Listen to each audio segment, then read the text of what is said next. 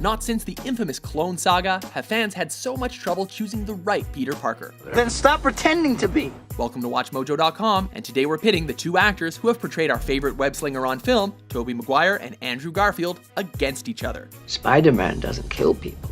Round 1. Origins.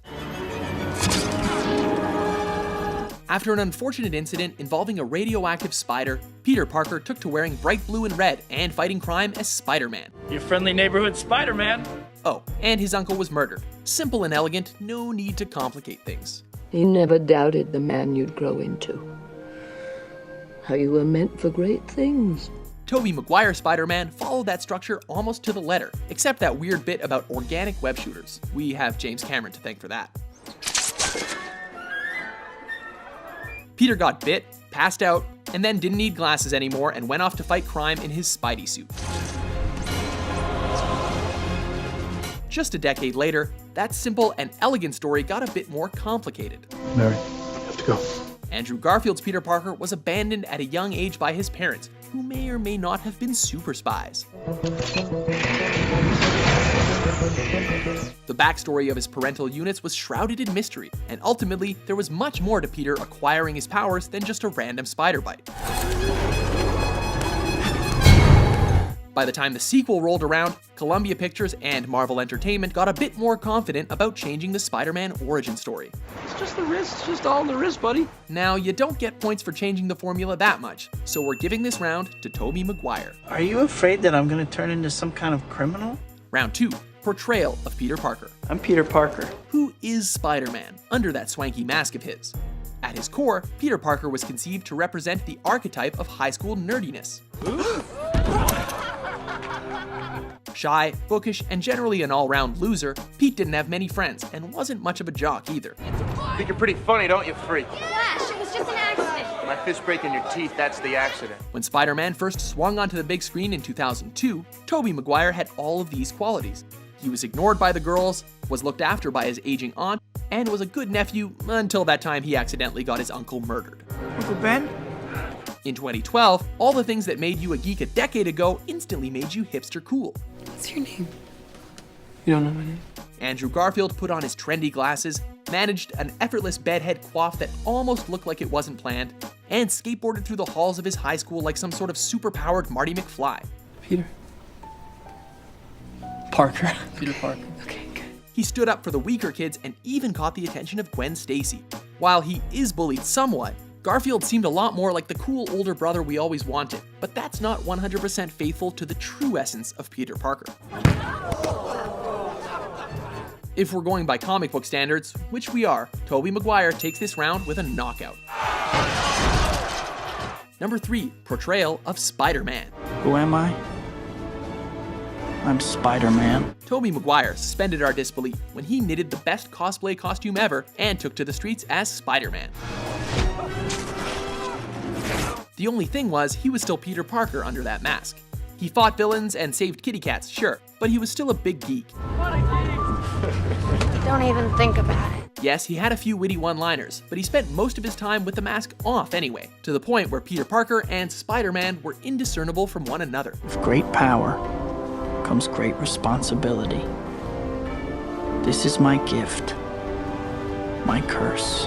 In 2012, we saw yet another teenager craft his own award-winning supersuit, presumably from materials he found in his basement. Spandex. Spandex. Everything.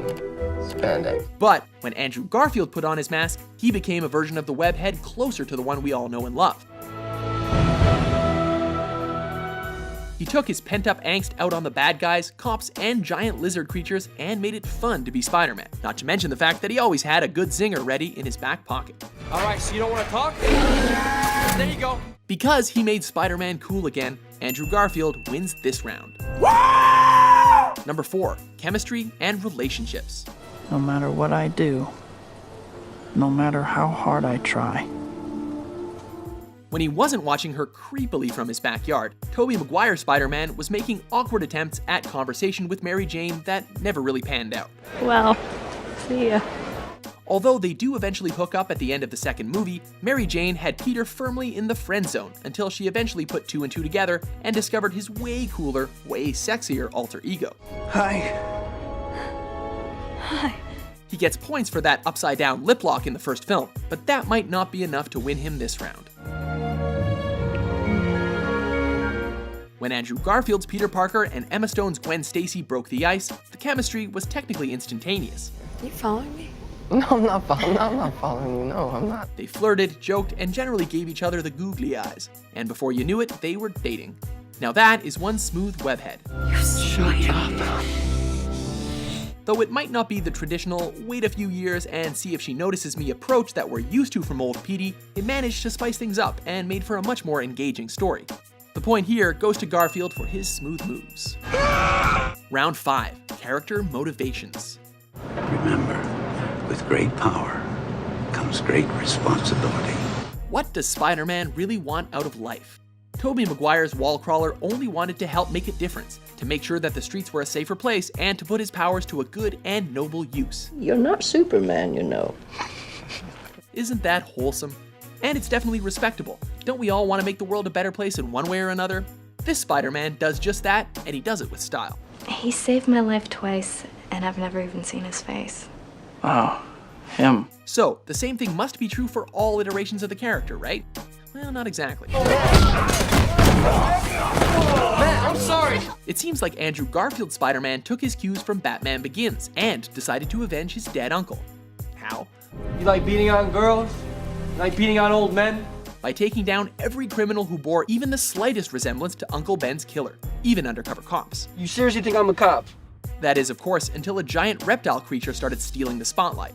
And faster than you can say production notes, he dropped the revenge plotline and battled the giant lizard for some even sexier front-page action.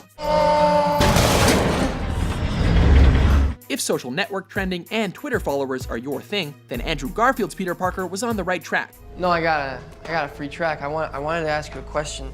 But Tobey Maguire had that selfless heroism thing that deep down we really want from our Spider-Man.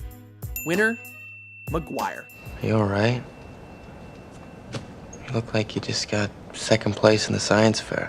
By a score of 3-2, the winner is Tobey Maguire. You're doing it. Andrew Garfield may be a sass-talking hipster with a lot of angst, but Tobey is really the only one to have nailed it and become the Spider-Man we all know and love.